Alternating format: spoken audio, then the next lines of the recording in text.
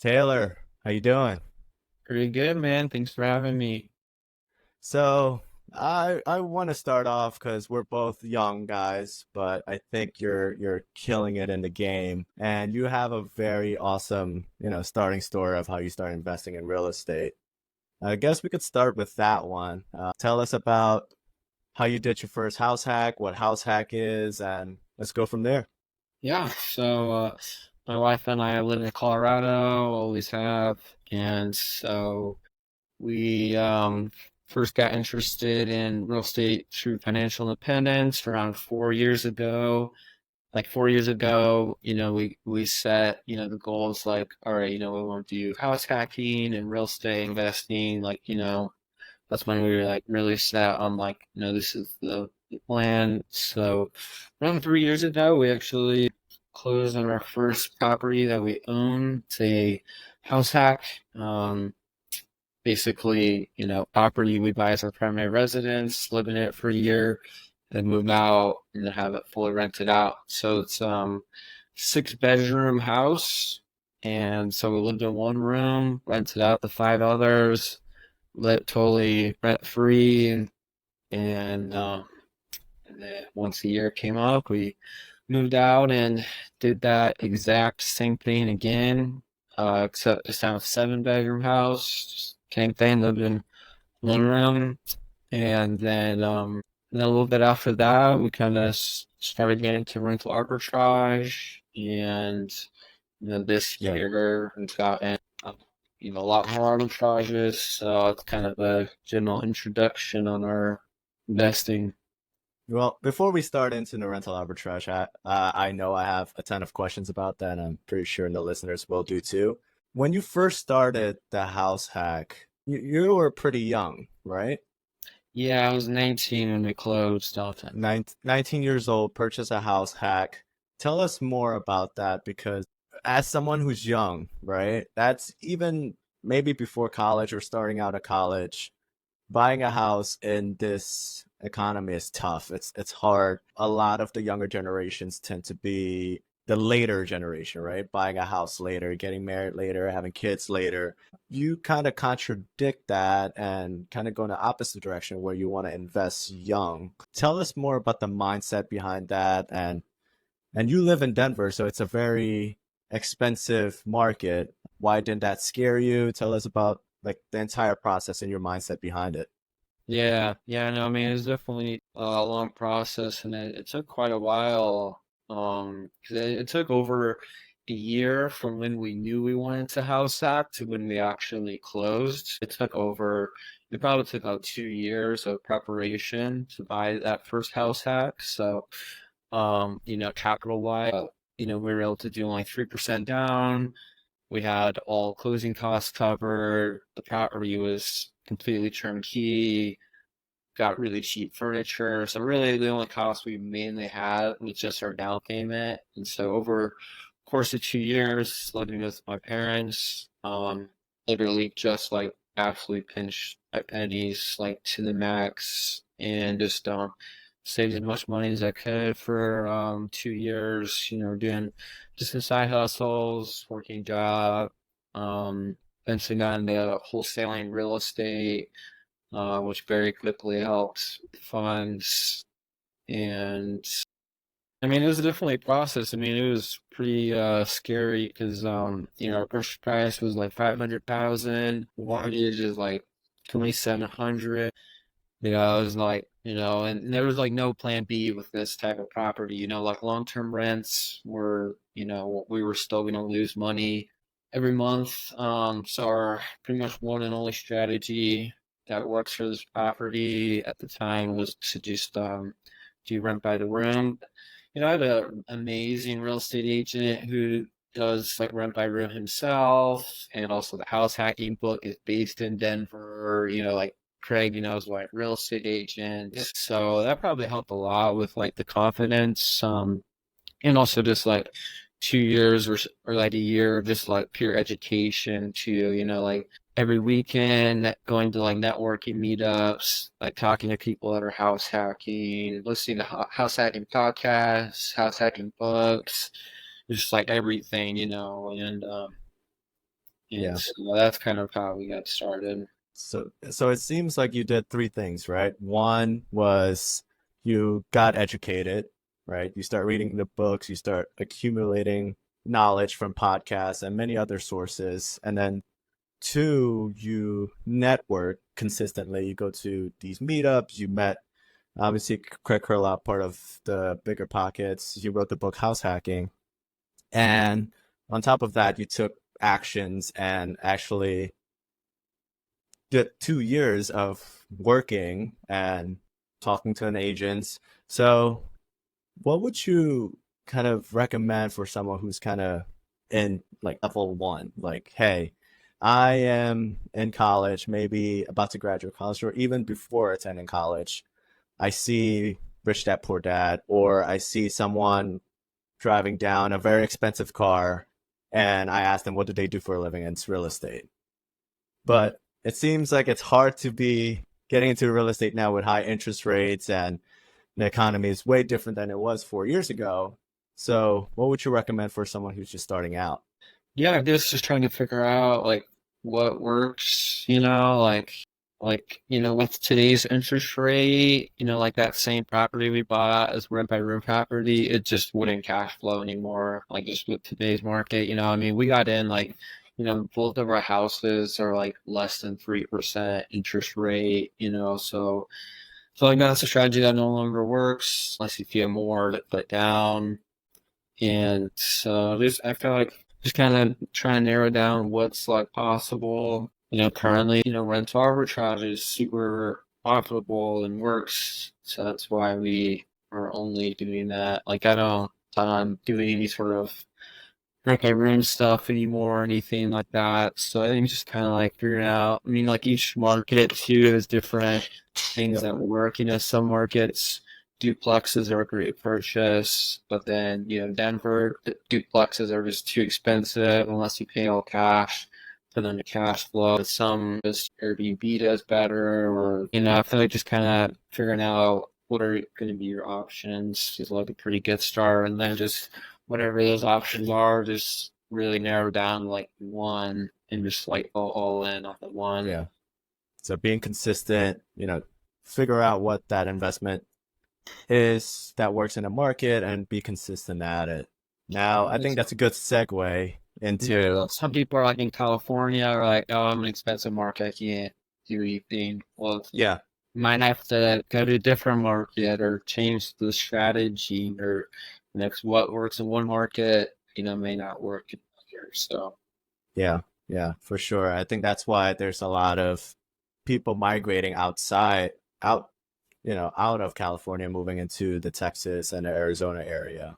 Just want to shift gear here and talk about like the main topic, right? What is the rental arbitrage? How did you get into it? Tell us more all about it.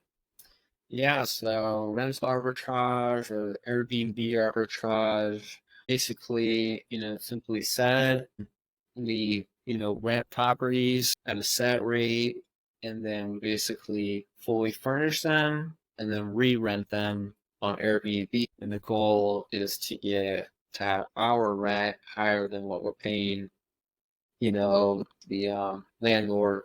For example, if I'm renting an apartment for like 1,800 per month.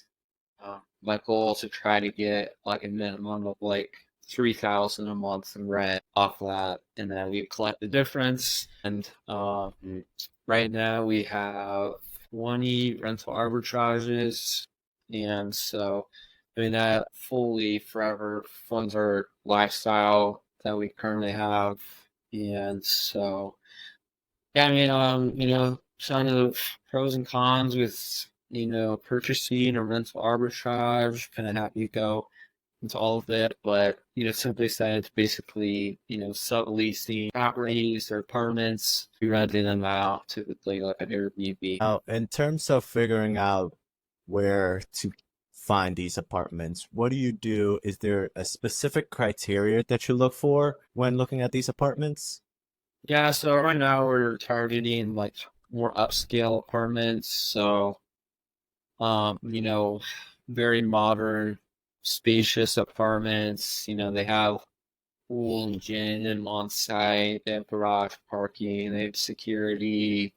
They have, other amenities. And I think, our properties can very easily outperform the person that's only purchasing because typically to get these like high-end amenities like an on-site pool and gym, Yeah. typically you can only get that when you're renting an apartment. There's not too many situations where you can purchase something and have these amenities. Like because Denver is considered an oversaturated market.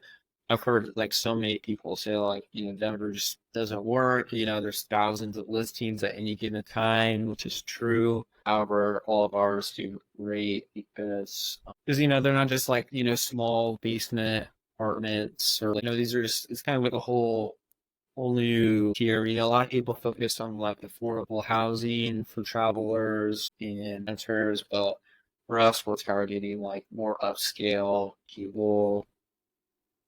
Yeah. Um, And are these looking at studios, one beds, two beds, three beds?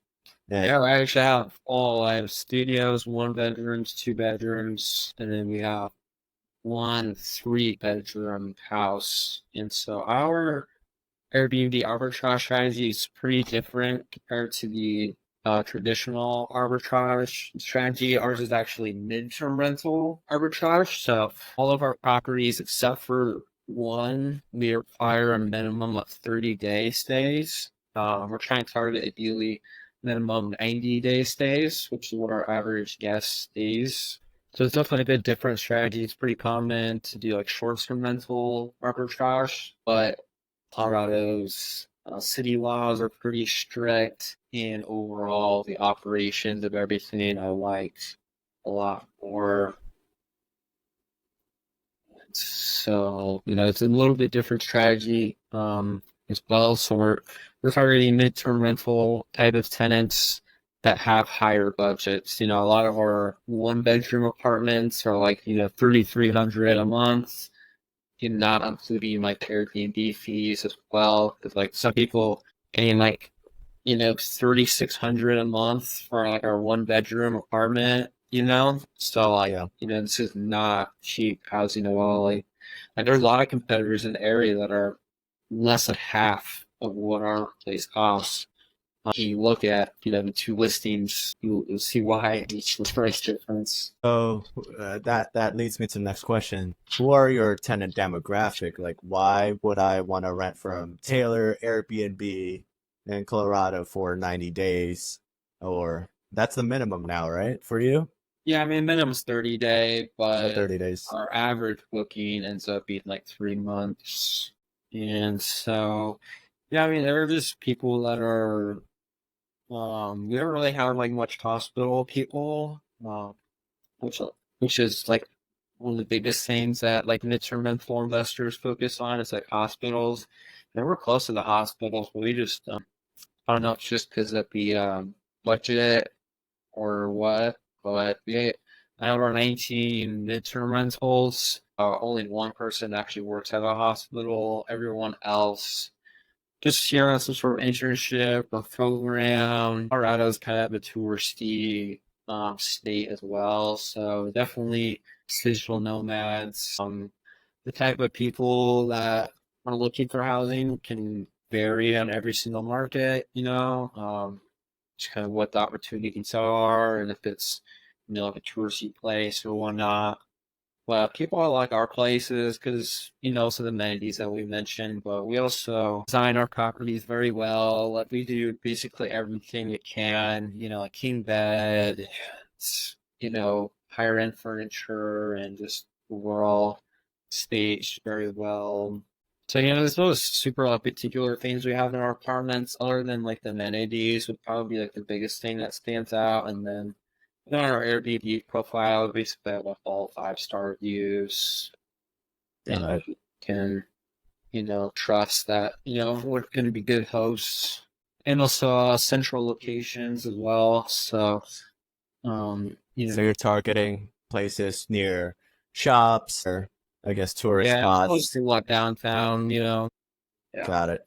Tell us more about like when you first give that apartment, owner call or wherever that you're going to lease these apartments, and then tell us about the process from that up until when it's rent ready and how long it takes and what do you do in between. Yeah, so it's a pretty straightforward, repetitive process, which we like. We call it complex. The more official term is called corporate leasing, more than like subleasing or rental arbitrage. You ask the complexes if they allow corporate leasing. These are pretty big corporations, so all of these type of things are already preset policies. So you can just pull up the policies, give you a yes or no answer if they don't know. So it's like super straightforward. Yeah, I mean, once we have the green go on the complex and we like it, and we like the promotions, I'll try to sign a lease like 3 weeks out. And then during those 3 weeks, we're getting all the furniture ordered online. It'll take about, 2 to 3 weeks to get here. And then once we move in, or have the keys, I have a team of movers that will do, all the hard stuff for us. Yeah, and then their team of movers will, obviously move everything into the apartment. They'll assemble all the furniture, take out all the garbage, and then once that's all done, have the property cleaned and kind of just staged and tidy. Back the photographer out, get the photos back, and then post on Airbnb. That's pretty simple process. It's the same every single time too. Yeah. It's a very predictable process, which we really like. So one of the hardest things is furniture. Like when I, move into this house, for example, and I want to get a specific type of furniture, sometimes it's delayed. Sometimes, there's some sort of issues logistic wise, or it's missing a piece. Do you see that or? Yeah, there's usually something that comes up once we move in. Sometimes we just buy something local if we're missing it, but I mean, realistically, all of our furniture can come in like 12 days or less typically, so having some extra time for delays and whatnot is good. But surprisingly, we haven't had too many issues with furniture. With the first few, we didn't have like a really good furniture list. So, there'd be just some small things that we forget. We were just kind of like going off our like head of what we need in an apartment. But now we have like a super detailed list that has every single thing that we need to order. So then we can try to reduce the amount of things that we forget. Do you decorate? Like, do you have an interior designer when you first started? My wife's our interior designer, so Okay. we're actually interested in offering the service in the future as well for other people. So our properties are, without a doubt, they're pretty beautiful. They're pretty flawlessly designed. Yeah. So yeah, we just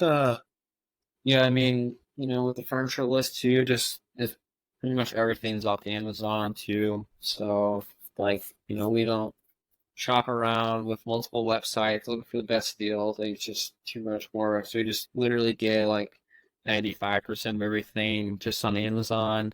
We'll just have everything in one cart, purchase in one cart, and everything will be delivered in like 3 separate deliveries or so, so. And that's delivered to the apartment complex, or you have like a We have storage? a garage that we have Okay. it delivered to, just because we don't have like the keys to the apartment yet until our move-in date. We're still figuring out like the package situation because trust me, it's a lot of packages rather than you think. And it's very heavy packages. We very, very quickly realized that getting these apartments set up is physical labor. Like it is so much work. Yeah. So you don't go to the gym then. This is your workout. Well, not on those days. Even our professional mover guys are just like totally gassed by the end of the day. And some are easier. Some have stairs, some have elevators, Yeah. so it's like, the difficulty kind of depends on the complex and whatnot. But yeah, we have like a team of like For like, we usually have like a team of like 7 or 8 people. And we just go there and typically get everything done within 1 or 2 days. So, and our goal, we're kind of getting things more and more dialed in, more we're doing this. And so in the future, I'd like to really focus on just 1 day turnarounds for fruits. Yeah. I mean, it's crazy because a lot, when you move, it's a lot of work. Yeah. Even with hiring movers, you have to pack up, but you do this, very frequently and it's crazy. So you must be really strong and jacked at this point, right? On the moving day, I don't do too much moving just because how much I paint everybody. I'm like, you guys can do the hard stuff. I don't even do too much assembly now. I think we're really focusing on how to make everything easier. How can we make the moving process easier? How can we make, managing the business easier? I just want to I like things easy. Yeah. Overall, this business is super easy. Like I've done multiple businesses, wholesaling, real estate agent, some other side hustles, e-commerce. I've done a couple things, and by far, without a single doubt, and arbitrage is so much easier than all of them, and just so much more like predictable and just like straight path. It's so repetitive, and Yeah. it's great. So speaking about predictability, how do you project revenues? Yeah, so it's kind of a hard thing to figure out. I mean, generally speaking, in the midterm rental space, people are budgeting. And midterm rental rents for is typically 1.5 to 2x the normal rent. Some cases it can be way higher, like 3 to 4x. Seen like for other people on their particular deals, but for us, it's like 1.5 to 2x. Focusing on trying to increase like our margins more for property, but I just went ahead with 1.5.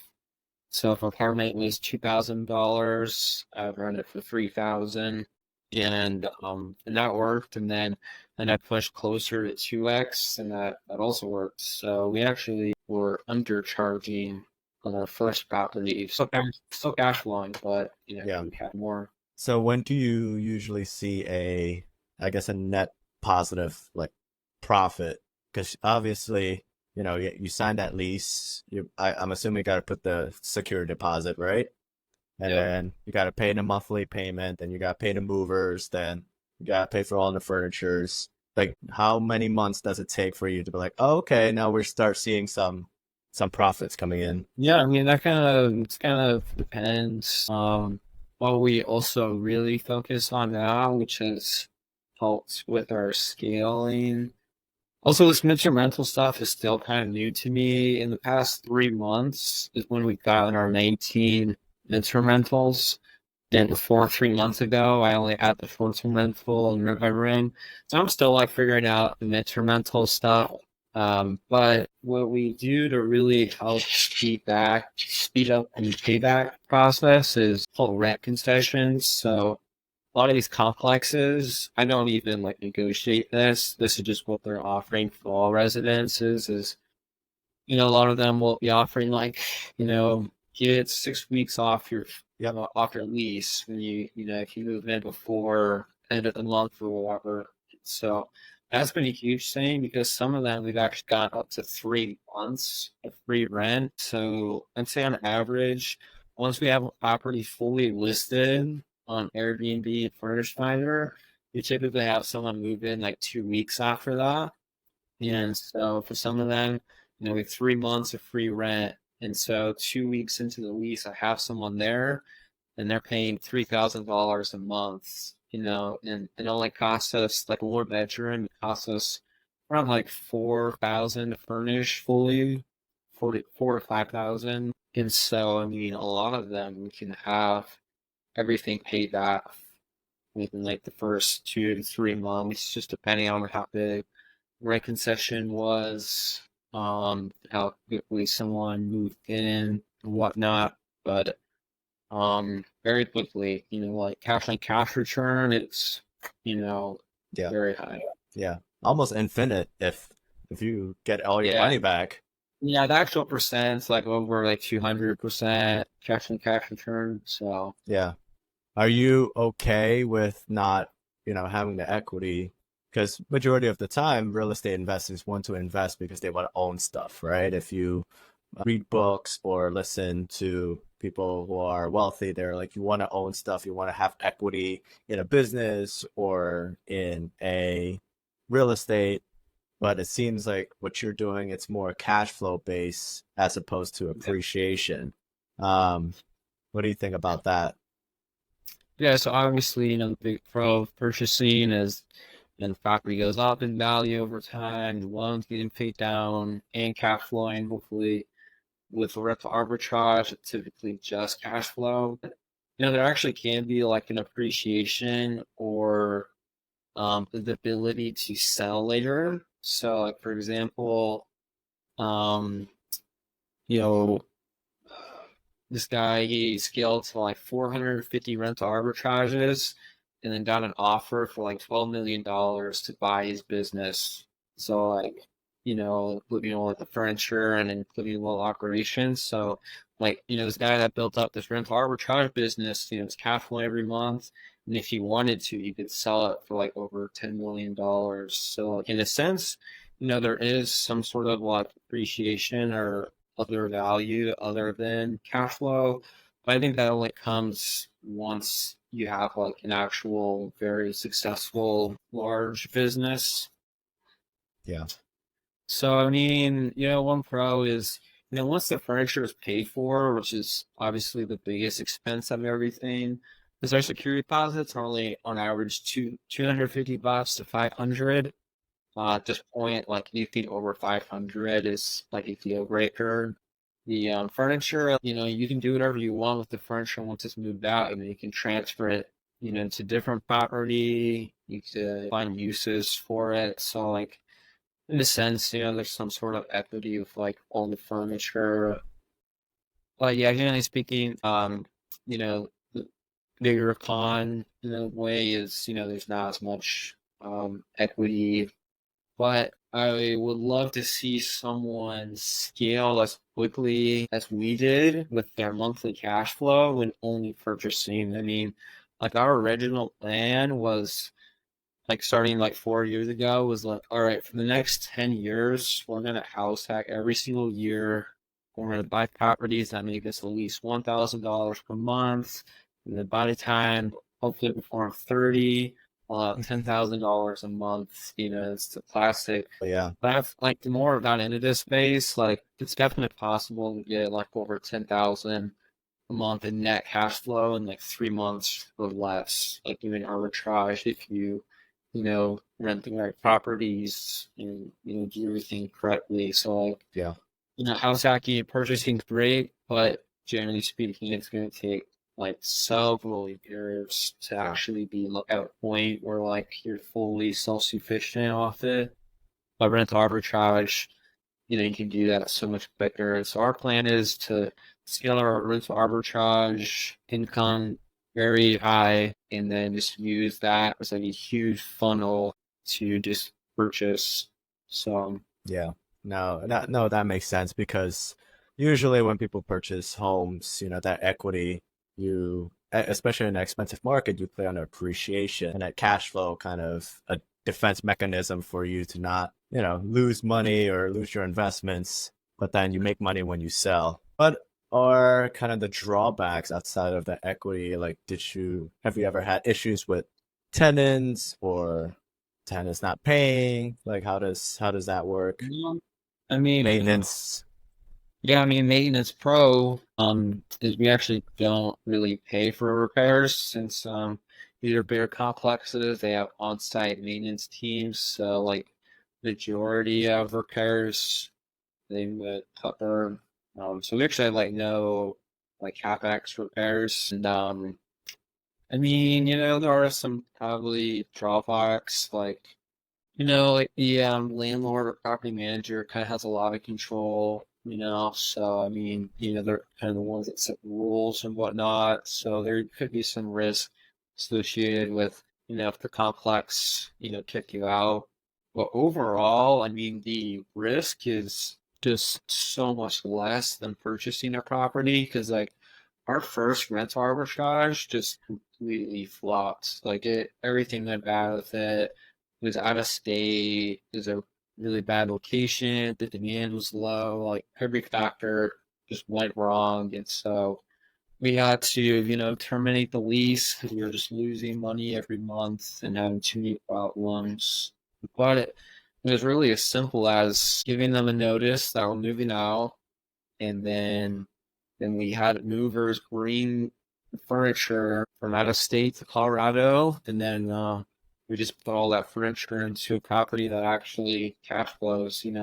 I mean, when everything is said and done, we did lose like a few thousand on the deal total. We definitely learned a lot, and then if that situation happens for me buying like a condo or something, Yeah. I mean, now I have to figure out how to sell this condo. Am I going to be like tens of thousands of dollars under water on it, just because I've just bought it and now I'm really reselling it, like, you're probably going to lose way more money. And also the process of having to sell a property is going to be much longer than just simply we just have to get the landlord a 30-day notice and we can move out completely penalty free. So like, much less risk associated.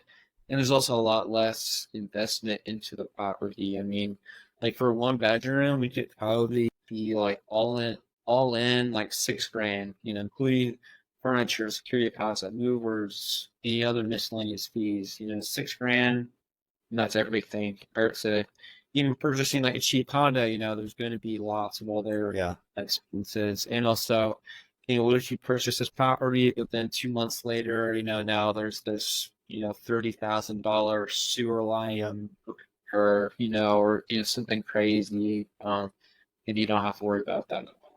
It's arbitrage. Well, going back to your first deal, what was a couple of the mistakes that you've done? I know you mentioned it was out of state, it was maybe a terrible Yeah. Yeah, location. the out of state part wasn't the issue. The issue was the particular neighborhood he was in. So it was in Mississippi, and Mississippi's a nice state, but the ghetto areas are. And I was like, I just don't feel right, like renting this out. Like every single time Yeah. the guests is showing up, like I'm anxious. Like I'm just waiting to see, Yeah. text like get me out if you're, like. And then also we had some issues kind of with the complex, like maintenance issues that were actually expensive issues that the complex wasn't fixing for us. We were having so many like pests and like insect Wow. problems. And then also just like the general demand, just both for Mississippi, if you're curious, just like the general demand, like just wasn't there Why that why we did you felt. choose Mississippi? Because that's nowhere close to Colorado. I literally heard someone say that it was a good market, and I was like, I want to try out of state. So I just did. Okay. It was not too much. I mean, I kind of did like the air DNA stuff and whatnot. Maybe it would have worked out well if we, did what our strategy is now, luxury properties, amenities. Like this was like kind of like a dodgy little fourplex. There's like a small management company, and they didn't have like any Google review systems or anything like that. So a big tip is make sure your complexes, have like actual reviews, Big- saying at least on average like a 4 star or higher, actually reading the reviews too. Because you can learn a lot about complex just through the reviews. So this management company was just so small, they weren't even on Google. Like, there's nowhere you could even see reviews, but I guarantee you, if you could, definitely scary. Why would these complexes rent to you, knowing that you will sublease them under the corporate lease? Because, these complexes, I'm pretty sure they have, tens of millions of dollars investing in these, and obviously it's taking out the loan, and they want as much people in there as possible because that's driving the revenue. But then Like they could even buy their own furniture, right? They're like, if this doesn't lease, maybe we'll put a bed or so here. But then, hey, I'm Taylor, and I want to sublease your apartments. Well, why would they want to say yes? And what's the benefits for them? Yeah, I mean, yeah, there's definitely a right way to be a corporate housing provider. That's our company. That's like what our company technically is, in the official terms, corporate housing provider. And so, I mean, it's just, I think these complexes acknowledge that there's a right way to do it and it will reduce their vacancy. One complex, we're renting, 8 apartments from them. So it's like, boom, now, these managers have, like vacancy margins to hit, Yeah. with their hierarchy. And I think they like that we can take on multiple apartments, just have to deal with one person, essentially, all of them. And they know that, and it's like working professionals that we're targeting. So they do like do business background check on us. So they don't just like let really anybody in. Like we've gotten declined from some places just because we don't have enough. Even we still don't have enough on track record. So, well, overall, I mean, I think they just know that, like, if you're doing it right, especially we noticed that it's way easier to convince a complex to allow you to rent their apartments if you have a 30-day minimum stay as well, and you're doing like short-term rental Airbnb. I think it's definitely more difficult because if this person, if we only have a person coming in and out every 3 months, like it's not. You want to really be able to tell like the apartment next to you is an Airbnb. If the same person's there every, for multiple months, compared to, 2 to 3 groups of people going in and out of apartment, every week. Obviously that can create some issues. So I think a big thing that's helped us um, is having our 30-day minimum stay, and Yeah. that complex likes that. They also want like the background check results, the tenant, which we send. So they know who's in the apartment. They have the contact information. They have their credit and eviction report. Airbnb provides that now? No, we basically after they look in, we like a disclaimer on our listing, and we also confirm with the tenant before we accept the reservation that after you do submit a reservation on Airbnb, we require an additional third-party background check. Got it. So we're like super upfront with that, and it's a higher lease, even though it's through Airbnb. So it's a little less traditional Airbnb booking. Yeah. Even though they're booking through Airbnb, I still require a background check and I still require a lease to be signed. And that's just because, now there's tenancy laws in place because it's over 30 days. Now you handle all that, or do you have a third party, or do you have the apartment complex, property managers or leasing consultants do that? Yeah, one of our complexes does it for us. They want to keep things in house, Mm. which I like. And then, yeah, I mean, we use a company called KeyCheck, and it's Furnish Finder's partner. I think it might be the same company actually, and it's very easy. You literally just type in their first and last name and their email, and then send it to their email, and they fill out everything and pay for it. Got it. So it seems pretty easy. Yeah, yeah, it's super easy. Yeah, I mean, it sounds like a lot like background check and lease, but it's really, I mean, the tank could do like everything in like 30 minutes Yeah. or less. I mean, Like me. it's just an upfront work, Yeah, they just spend a little bit just doing those 2 things for us, and then they're all set. Do you think, with the rental arbitrage here, do you think you would recommend it for someone who want to invest with little or no money in a real estate space? Yeah, I'd say probably the best way to invest now. Like honestly, like I wish I didn't give up house hack. Like if I just go back and just right as I turned 18, just do rental arbitrage, and the I would add up probably like hundreds of units by now.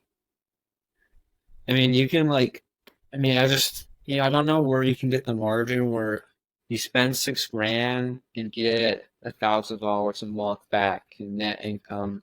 Like I would love to see where someone could consistently throughout the whole year get that sort of return.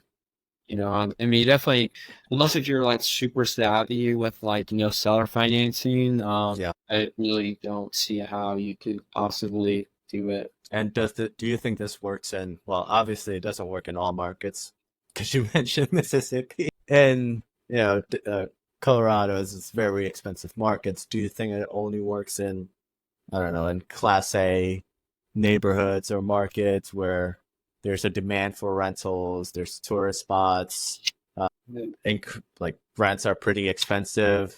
Do you think that works there, or what do you think? I think every market kind of works in its own ways. How we talked on earlier, like what might work in my market might not work in your market. Yeah. So like some areas, like maybe, affordable cheap studios, there's just a high demand for, just a cheap small studio. Or some markets, kind of like Denver, in my opinion, there's already so many cheap places you can stay at. Well, there's not very many high-end places. So I think just kind of like reading out what your market needs, like, maybe your market has, 10,000 one-bedrooms, but there's not very many three-bedroom places. Maybe there's a niche for, bigger places in the market, so like, I honestly think it could work in every market. But I'd say generally speaking, like bigger cities just have more opportunity. There's more businesses there. There's more going on. There's more touristy reasons to be there, and it's kind of the type of people you're gonna get. It just really depends on your city. Like, like the 30 Day Stay book, which I highly recommend reading, which is a book just on instrumental, the author, she's like in a super small city in Nebraska, like Omaha, it's very small city. People don't go there just to go there, if they're there for work, but her instrumentals do amazing, there. Yeah. And then, instrumentals in New York City, probably to do pretty well. So I think it's just finding what the market needs. I mean, if it's like, the middle, just straight out of nowhere, and, maybe not. But I say like any decently sized city has potential. You just need to figure out what is what is the need, Yeah. which can be a hard thing to figure out. What's the driving factor behind, people are moving in? Is it jobs, Yeah. universities? It's kind of hard to figure out like is the studio better in this market or is four bedroom place better in this market, so sometimes I mean, there's a lot of kind of ways to predict things, but I think sometimes the only way is to go out and do it, see how it goes. Yeah. Do you think, I was reading an article and some people mentioned that the rental arbitrage, especially in the Airbnb, could be a bubble. This is before everybody's like flocking in.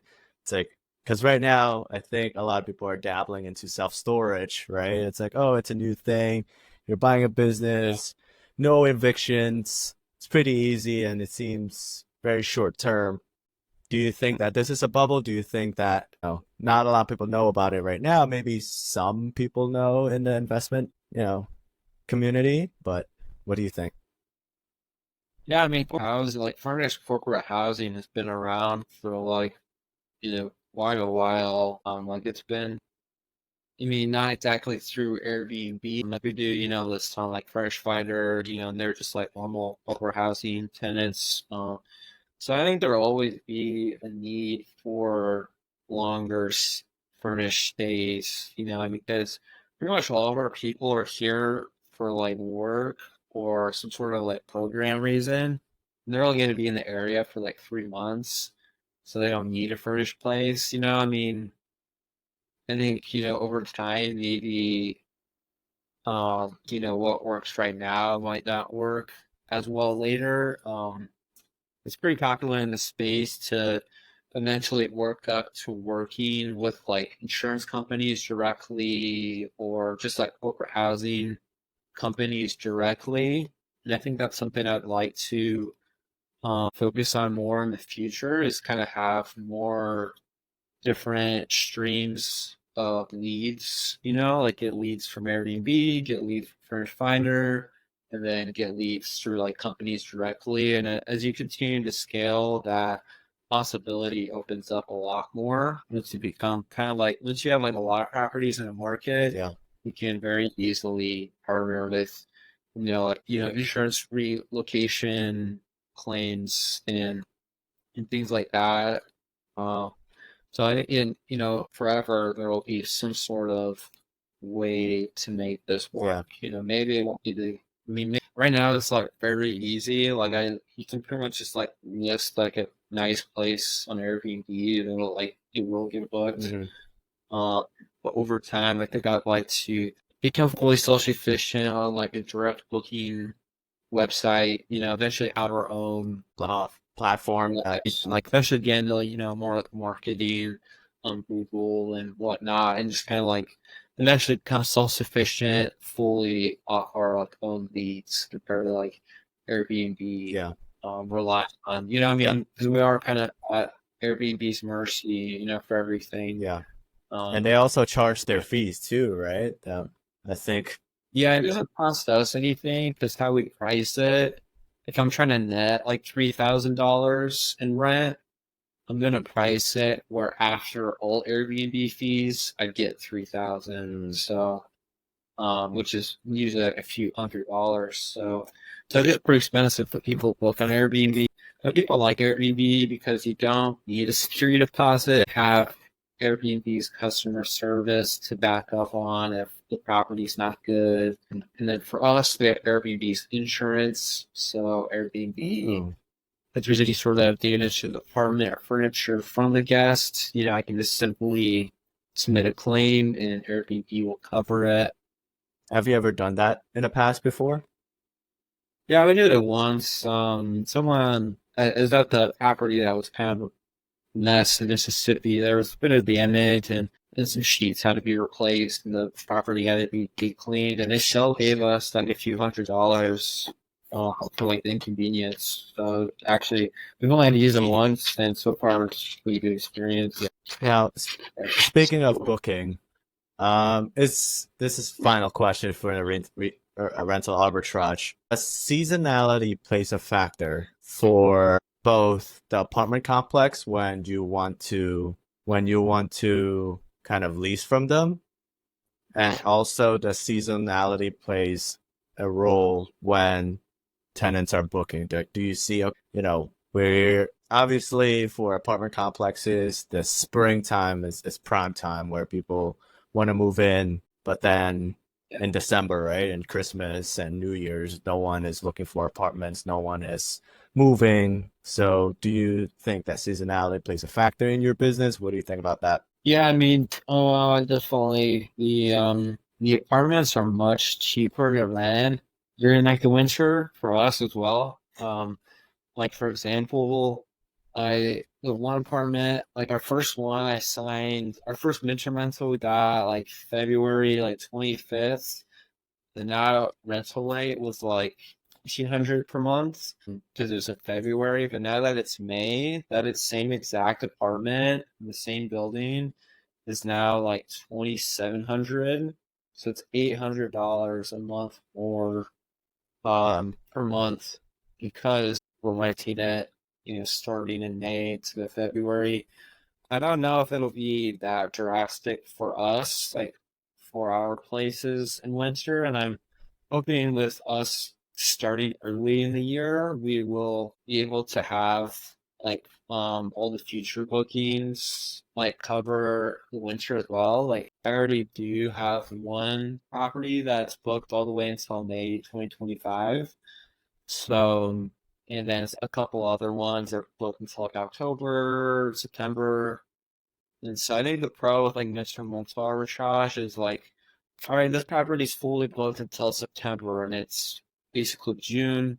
So from June to September, I have that long to find someone that will extend that the reservation. So like I feel like before it's even winter, Yeah. all of our bookings just because we're so many months in advance, that, we'll be able to ride through winter. We'll just kind of see how hard it hits us. I mean, really, all of our properties are booked until like all the ones that we have available are booked typically until like August right now. Like that's our soonest availability on anything. Yeah. So I'm hoping, as just kind of as it gets closer to winter, there'll be just more extensions. Yeah.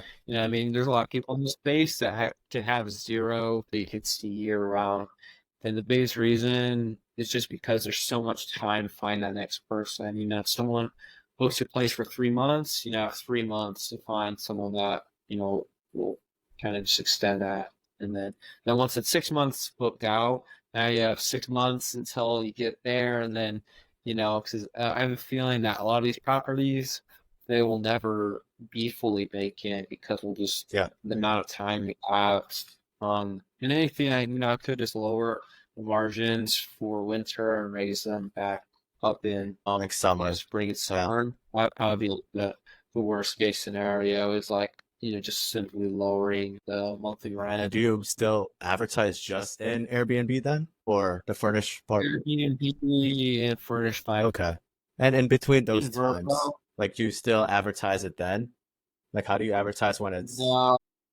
Well, like how it works is like, like an Airbnb, if it's not available until August, it's not going to appear on anybody's like available properties to yeah, book unless we're looking from like August, October. So like the property's still on Airbnb, but it's just the calendar's not available until like August or whatever. So it'll still show up for like the future people. Oh yeah, they're always like live. Well, two of them in like month to month mm, tenants on them now with like no predetermined end date. So like those we just fully unlisted and we'll just relist them once we have the official day that got it. What is, I guess now that you're still scaling, what is the best use of your time in the business? Because it seems like you have, right? It seems like you have your cleaners, furniture, you have your maintenance guy, you have the movers, you're not even lifting stuff. What is that, what is it called? $1,000 an hour time spent for Taylor. Yeah, not but yeah, I mean I do have still quite a bit of an involvement of everything, but what I've been really focusing on, like, even though so I don't do cleans or repairs, but I still self-manage the messages. Overall, it's pretty passive just because there's not much turnaround, it's, once property's booked, it's booked for a couple months, there's nothing to do for it. Um, but what I've been focusing on this whole month and next month is hiring my first full-time employee to basically that plan by the end of the summer is to be in a position where I never have to respond to any guests at all. I don't handle the cleaners at all. Like I want to have like basically no involvement. I want to be able to systemize everything where, my virtual assistant will be able to handle all communication with the guests, with the cleaners, with the complexes. So wow, what I really want to focus on now is just kind of stepping outside the business and just fully automating everything. We have like a couple softwares we use now. No. And honestly, it's very passive.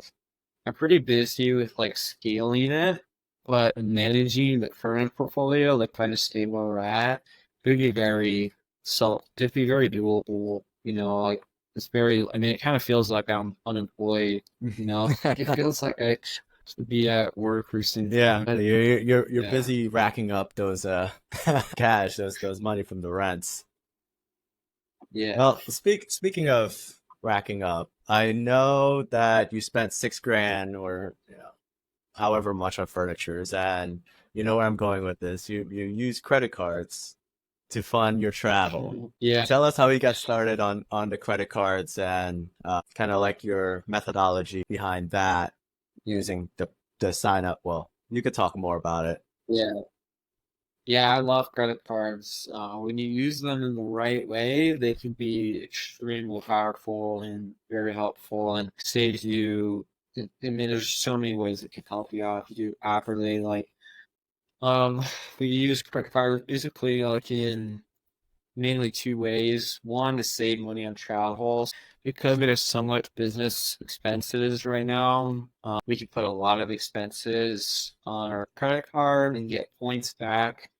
And we use these points to get free flights and free hotels. My wife and I we travel multiple times per year, and so usually we get like free flights and free hotels. That's usually like our goal. And then how it's even been more impactful is these are business credit cards that have like 0% interest rate for anywhere between like 12 to 21 months. And so, I mean, obviously furnishing 19 places within 3 months, it gets expensive very quickly. I mean, it's six-figure costs. And so that's really how we've been able to kind of really just like Yeah. like just explode our business in the past 3 months. The market session's also a big part of it. And then now we're at the point, so I'm pretty done with credit cards for like the interest-free ones at least. I'm kind of past that. Now where we're at, where our monthly cash flow is, we can set up like comfortably like two properties every month, fully paid for, just all up front, paid for in cash, all the furniture, everything. We can set up like two of these per month now. It's kind of how like snowball Yeah. effect. It's definitely starting to compound now. Um, and so now I want to keep scaling throughout the rest of the year, Yeah. and then I'd like to set some time to build up more reserves, pay down credit card debt, and So you're basically getting away from taking out loans from these credit cards, these credits, yeah, and we don't have any. kind of Yeah, reinvest everything into the business. Like whatever excessive cash flow that you have outside of, your lifestyle, you're putting that into the business and reinvest it for future. yeah. We're reinvesting everything. We're just like our lifestyle is like the same. We're just want to keep the same lifestyle that we have and just keep reinvesting Yeah. till a certain point. But what about the points, man? And racking up the oil. I mean, the awesome thing about having this business now is everything I can charge on the credit card with points. The utility bills, the rents if I want to, cleaners, just all the miscellaneous fees. I could all go on this credit card, and I'm getting like it's like I just see how many points I'm getting every month, but it's like a few $10,000, few 10,000 Yeah. worth of points every Well, I month. think the only credit card is Bilt, right? BILT rewards that handles the rents. Are you putting all your rents in there or? So the rents, our complexes charge a credit card fee, Mm, like 3% credit card fee. So all the rents actually pay just like on a bank account, like routing number. Like every single thing else does not have an additional fee to charge on a credit well, card. have you ever used that Bilt before? I have like too many credit cards. I probably like wouldn't even get approved for it because my inquiry No. is the drains. Like it's been pushed to the Yeah. max.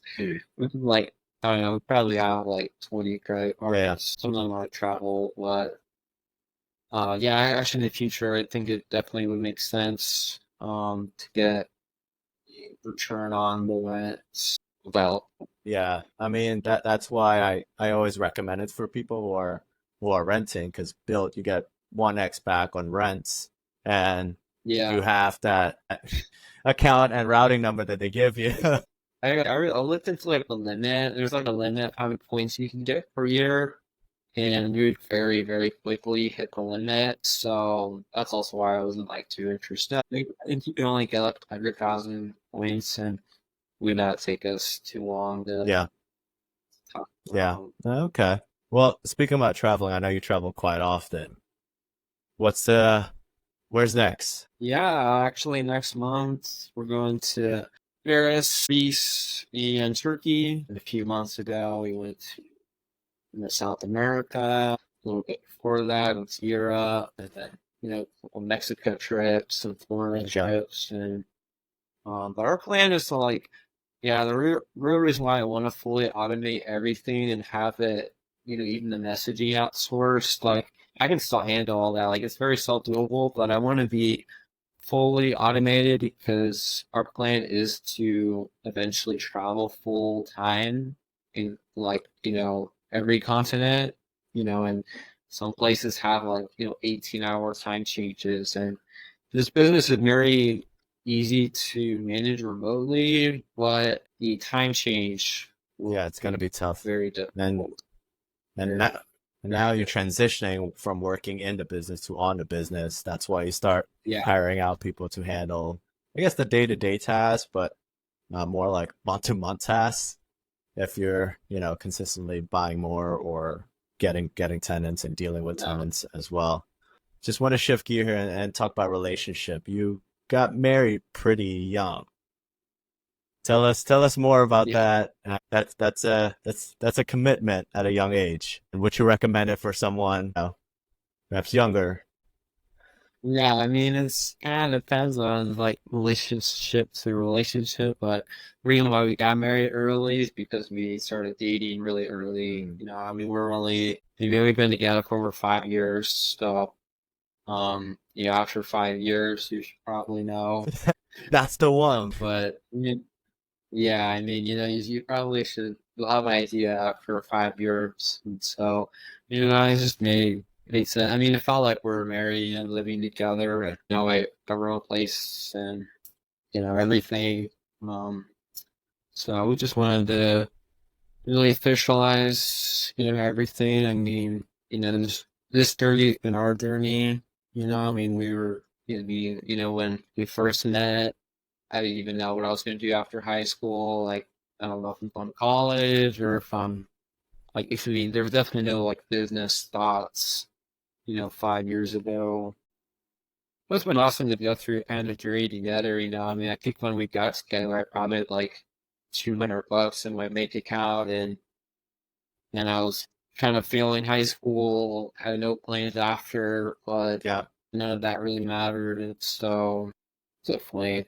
So you said you had $200 in the bank account, and then you had to do house hack. You did your house hack. When I first moved over, yeah, Wanted to ask, when you were buying these properties, was it a we thing, or did she have one property and you have the other? What was that? when we bought their first one, she wasn't even old enough to be on the loan. Got it. So we were 19 and 17 on the first property, and then on the second property, I was not on the name of it. There was no reason for me to. We had different co-signers for the two. So out of the 22 properties we have, we only own two of them. Technically, she owns one, I own one. And does she help at all with the rental arbitrage business? Yeah, definitely. So she is a big part in the setup process. So kind of designing the property, each property's different floor plans, different shapes, different colors, different themes, so kind of being able to figure out exactly how to design a property based on its floor plan and everything is definitely super important. So she's a big part in the design process and then also helps out a lot with the initial move-in day. But I always say that by the end of the summer, either of us are going to have much involvement. I'd like to have it where we could have other people do everything for us so then we can just focus on scaling it instead of running Yeah. it. Well, the reason why I asked was because sometimes in a partner, not just relationship, right? They tend to substitute each other as opposed to complementing each other. Like, hey, I could do your job. So what's the point of us Yeah. partnering? Yeah, I didn't wanna get both of us too involved. Like you do this task and I do this task, and it's like we're not like business Yeah. partners, like we're working on the business together, but like I don't, you know, really want to, especially like with this business, it's so easy to hire someone who has pre-existing Airbnb customer service Yeah. experience. Like the pro of this business is just it's so easy to get outsourced. Compared to like the complicated like construction business, like how do I find a manager that knows how to run this super particular thing? Airbnb business, like it's so easy to have it just outlined, like, here's I feel like a lot of people in the space can agree that it really is like an easy business. Like being a real estate agent can be very successful. However, it's like, your results can just vary so Yeah. much, year to year per year, so I think having a business that's just so easy to run, like helps with like figuring out who's gonna be what. Yeah. So No, that's awesome. I guess we'll go to the final segment of the show. And I asked you the question for recording. Name one system. Well, let me reiterate. Our name is the name of the podcast is Kaizen Blueprint, and the word Kaizen comes from Japanese term continuous improvement. So Taylor, name one system or one thing that you do continuously that benefits other people. yeah, I mean, I'm pretty simple like person. Like, I don't have like, any really tricks or anything, but I think for us to be able to scale so quickly is you need to set like time blocks or like just some time like almost every day to like just evaluate, all right, here's where we're at, how do we get to like that next property or just kind of like getting creative, just spending some time every day to like figure out, all right, here's the plan for today and this week to, continue to grow a company, how can I figure out how to fund this property, how can I don't know, just spending some time every day to like figure out, what can I improve on the business or what can I do to, yeah, I Yeah. guess. So just spending time just to kind of like analyze where you're at. Especially when you scale up with just where we're at, like literally 3 months ago was like just completely different. So planning to do that is super Yeah, important. I mean, reviewing yourself is very important. I think you could be down in the weeds and just like have that tunnel vision, but then you got to think of yourself like 10,000 worldview. It's like, okay, I'm doing this. I'm making mistakes here. What did I do wrong there? And then work that way. That's cool. That's awesome. And where can people find more about you? Yeah, so I'm on Instagram at Taylor with two R's .dt. I don't really post too much, but if anybody wants to message me, definitely happy to share my Yeah. insight. Awesome. Well, what's the goal for the next few years? I know in the past 3 months, life have changed so much. You mentioned you want to hire somebody else. What are we thinking? 1,000, 5,000 units in? I don't know, it take a little longer than that, but I think my goal right now is 100 units before 25. 100 units before 25. I'm just focusing a little bit more on quality over quantity. So, sometimes, having the highest, unit count isn't, the most profitable, they're kind of still figuring out like what's the best way to spend on. But it's overall target units by like 25. I mean, I love this business and it's super lucrative and scalable. And so I'd like to really focus on this. And then another big thing is I'd like to get into like really luxury, like vacation homes, like super cool cabins and beachfront mansions, to rent like a short term basis. That's like something that excites me a lot, having like, really unique luxury properties, I think that'd be something I like I would like to go into more, especially as we continue to grow the cash flow, like, whatever direction we want to take it in, we can take it any way we want. We could just, right now, we could just stay as it is right now, probably the rest of our lives. So, Cool. yeah. Yeah, those vacation rentals are Yeah, awesome. Anyway, I always wanted to go to these geothermal or the A-frame houses. that's what I'm thinking, just like weird, like glamping properties and A-frames and tiny houses and tree houses. Like, that's one of like, a super Yeah, unique niche that as also there's also a ton of like cash flow opportunity. Like some of like the deal breakdowns that I've seen on like these properties are crazy. And yeah. so then it's I also mean, if you're already going international, like traveling consistently or traveling full time, that's the goal. You might as well do travel places or do, vacation houses in international countries. That might be a big goal. yeah. Yeah, I don't know too much logistics of like international arbitrage or investing. There are people that do it. Yeah.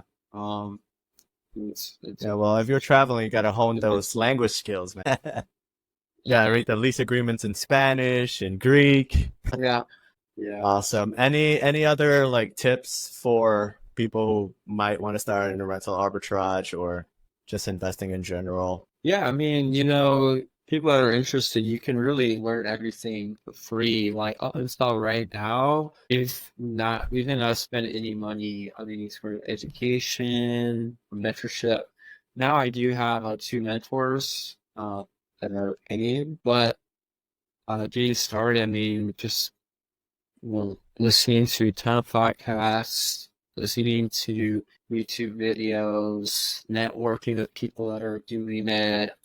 Those three things alone, and just like having the will to just kind of figure it out along the way, too. I think, those four things combined is like all you need really to get started. So I'm kind of more like advanced stuff now, with like systems and whatnot. So I'm kind of, fortunately past that point where I can just leverage podcasts, like I need like the direct Yeah. mentor. So that's been super helpful now. But that's what I would. Awesome. Well, Taylor, thanks for being on the first ever online podcast. We'll definitely gonna go again sometimes soon to see your progressions. Well, Perhaps we'll, schedule a call and you'll be in, I don't know, Bali, Indonesia, living life with a digital nomad in the back. yeah, I'm gonna live that. I have The laptop. laptop and a beach front. Well, Awesome. All right. Thanks, Taylor. All right. yeah, no, thanks for your time and yeah, thanks for having me.